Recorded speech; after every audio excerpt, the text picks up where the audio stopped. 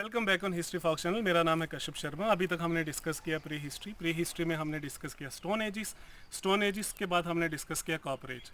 Stone age और copper age से हमें एक चीज़ ये जानने को मिलती है कि इतिहास जो है एक विश्वास की चीज़ ना होकर एक विश्लेषण की चीज़ है। इतिहास एक विचार की चीज़ है। हमने चालकोलिथिक एज के लास्ट फेज़ में हमने डिस्कस किया कुछ साइटें जो हैं, कुछ एरियाज़ जो हैं, जैसे मेहरगढ़, कोटदीजी और कालीबंगन जो है, वहाँ पे हमें सबसे पहले ग्रामीण सभ्यता के विकसित होने का सबूत मिला है। एक ग्रामीण सभ्यता जो है धीरे धीरे नगर सभ्यता में विकसित हुई।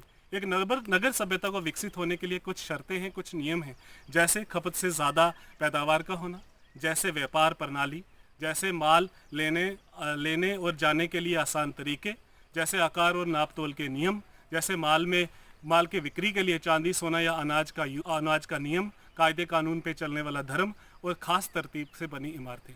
ये सारी शर्तें जो हैं सिंधु घाटी की सभ्यता में परिपूर्ण होती हैं। सिंधु घाटी सभ्यता, इंडस वैली सिविलाइजेशन इंडियन सब कॉन्टिनेंट की पहली सभ्यता थी, पहली सिविलाइजेशन थी।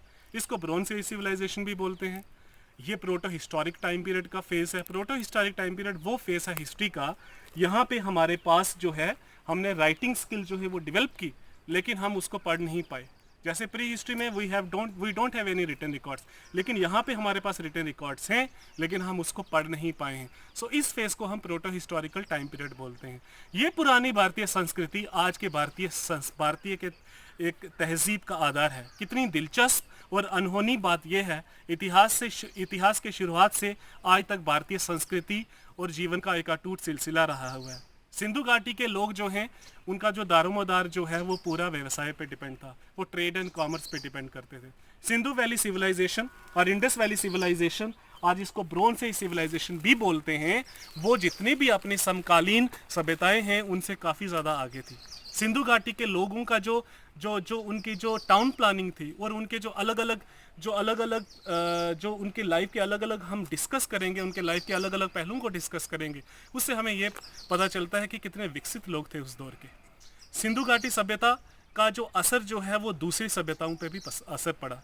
उनके बड़े अच्छे रिलेशन थे ट्रेड एंड कॉमर्स से रिलेटेड। उनके मेसोपोटामिया के साथ अच्छे रिलेशन थे, उनके इजिप्शियन सिविलाइजेशन के साथ हमें रिलेशन में मिलते हैं। सिंधु घाटी सभ्यता का जो है ट्रेड एंड कॉमर्स जो है वो अलग अलग एरिया के साथ जुड़ा हुआ था।